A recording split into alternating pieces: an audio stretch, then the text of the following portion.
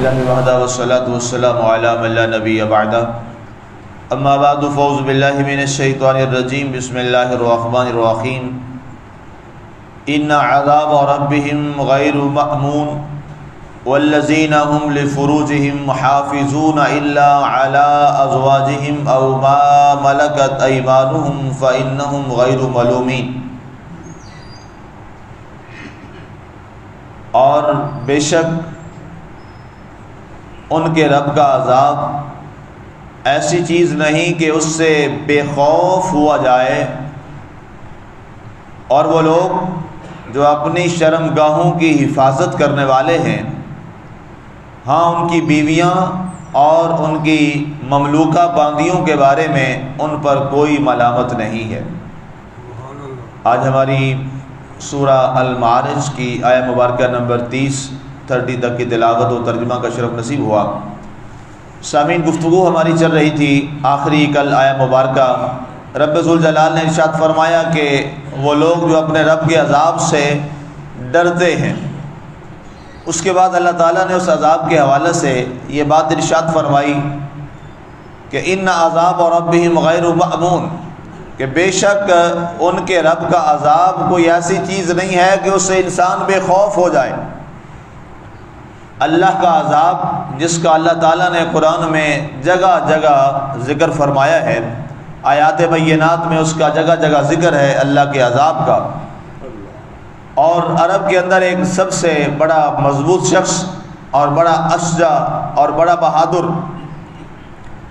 جس کے نام سے اور جس کے تلوار سے پورا عرب جو ہے وہ خوف کھاتا تھا، میری مراد حضرت سیدنا امیر المومنین حضرت عمر بن خطاب رضی اللہ تعالیٰ عنہ کی ذات پاک۔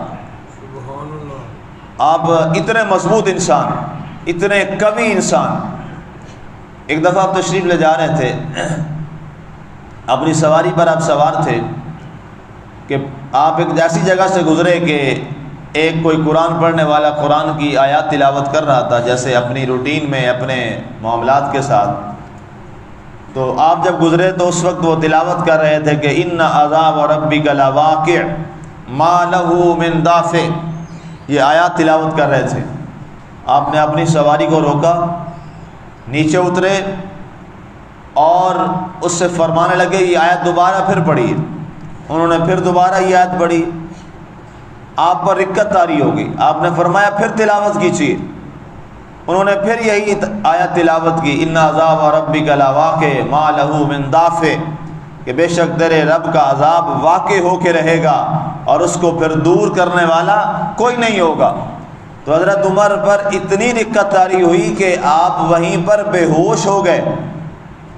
وہ شخص پریشان ہو گیا کہ امیر المومنین کو کیا ہوا، آپ بے ہوش ہو گئے، وہیں پر زمین پر بے ہوشی کے عالم میں گر پڑے، دیر تک اس کیفیت میں رہے، لوگ جمع ہو گئے۔ اس کے بعد آپ اس کیفیت سے جب باہر نکلے بڑے وقت کے بعد، تو لوگوں نے سوال کیا کہ اے امیر المومنین رضی اللہ تعالیٰ عنہ، کیا ہوا آپ کو اچانک، کیا وجہ بنی؟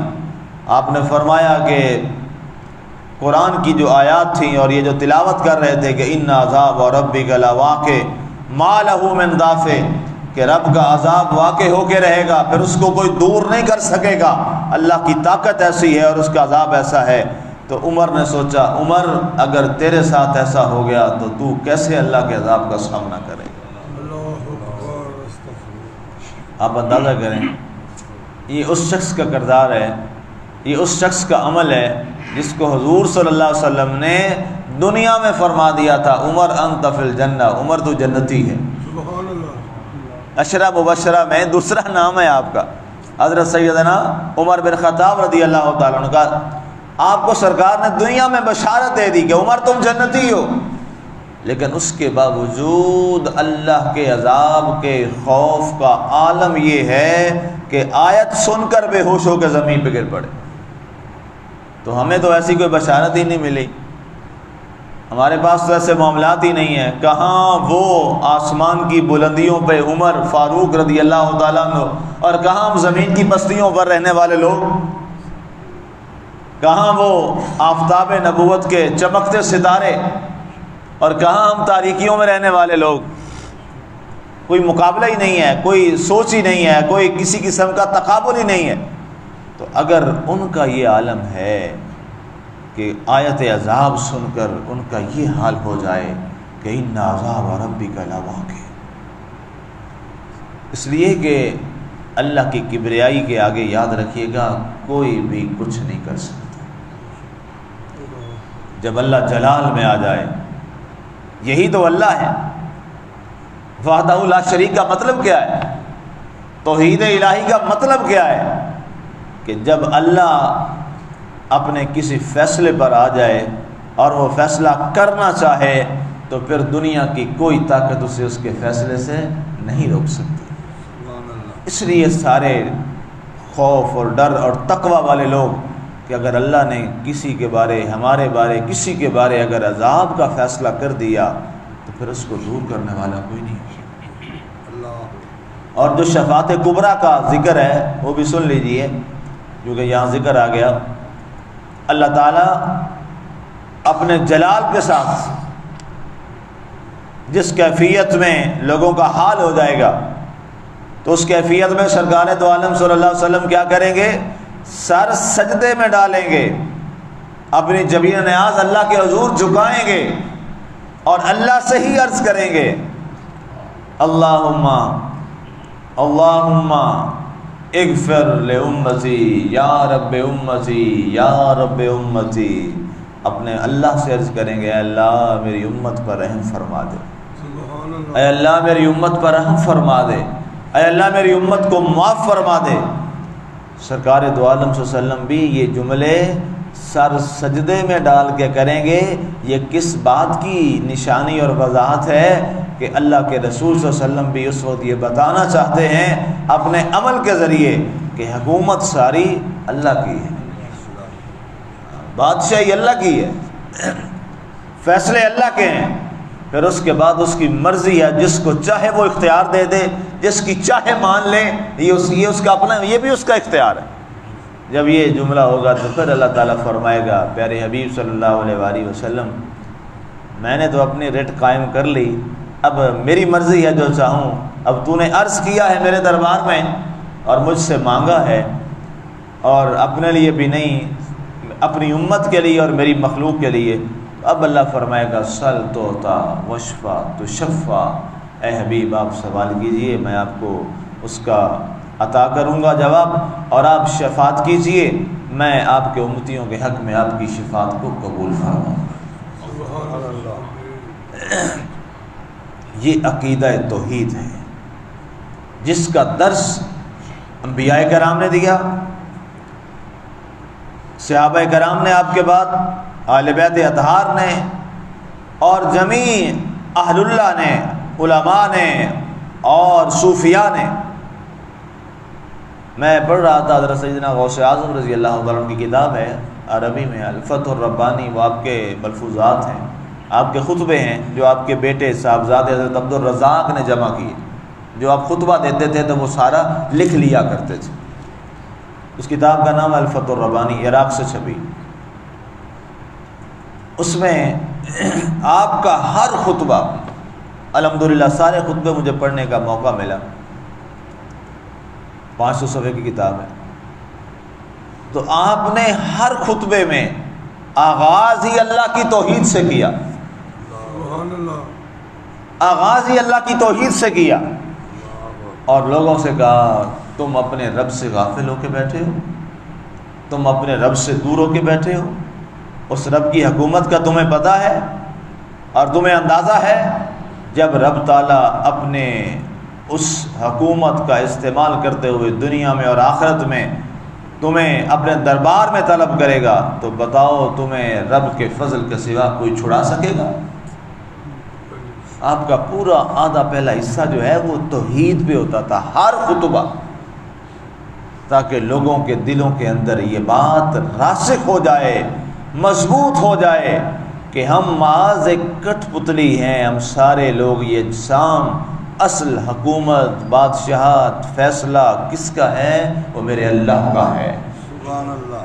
اور جب انسان اللہ کی ذات پر اپنے فیصلوں کو چھوڑ دے اور سب سے بڑی طاقت اپنے اللہ کو سمجھے تو پھر اس شخص جیسا طاقتور کوئی نہیں ہوتا۔ یہ اللہ کے ساتھ جو ہے اللہ کی توحید کا اقرار طاقت اتنی بڑی ہے، حق جو ہے یہ طاقت ہی ایسی ہے۔ آج کل ہم جب انسان پڑھتا ہے کہ یار ایک عمر بن خطاب ایسے نکل پڑتا تھا، ایک شخص جناب دیکھ رہے ہیں کہ اتنا بڑا سمندر ہے، ٹھاٹھے مارتا دریا ہے اور اپنا گھوڑا اس میں ڈال دیتا ہے۔ انسان سوچتا ہے نا جی، 100 دفعہ سوچتا ہے اتنا بڑا دریا ہے، میں اس میں اپنی جان دینی ہے، مرنا ہے یہاں پہ، کیا ہوگا؟ کچھ بھی نہیں بچے گا، اور میں اپنا گھوڑا ڈال دوں۔ ایک شخص ہے جناب نور الدین زنگی جیسا شخص، صلاح الدین ایوبی جیسا انسان، جناب ہزاروں کے مجمع میں اکیلا ایڑی لگاتا ہے گھوڑے کو اور ان میں جناب موت کے گھاٹ میں اپنے آپ کو اتار دیتا ہے۔ کسی نے پوچھا ان سے کہ وجہ کیا تھی؟ یہ لوگ ڈرتے نہیں تھے؟ انہوں نے کہا یہ لوگ ڈرتے نہیں تھے اس لیے کہ یہ صرف اپنے رب سے ڈرتے تھے، جو رب سے ڈرتا ہے پھر وہ کسی سے نہیں ڈرتا، جو رب سے ڈرتا ہے وہ پھر کسی سے نہیں ڈرتا۔ اور جب اس کو اقبال رحمۃ اللہ علیہ تعالیٰ نے بیان کیا ہے کہ جب مجاہدین نے، صحابہ کرام نے اس غزوہ کے موقع پر سمندر کے اندر اپنے گھوڑے ڈالے تو کسی نے آواز بھی لگائی تھی کہ جناب اب کیا ہوگا؟ تو اس وقت ایک خالد بن ولید کے بارے میں یہ بات مشہور ہے کہ آپ نے فرمایا تھا، اے دریا اگر تو موسیٰ علیہ السلام کے اور ان کے حواریوں کے لیے تو خشک راستہ بنا سکتا ہے، ہم تو محمد عربی کے غلام ہیں۔ کہتے ہیں دریا کی جرت نہیں ہوئی تھی اور اب ان کا گھوڑا اتنا اونچا رہا تھا، پانی گہرا تھا۔ شرط کیا تھی؟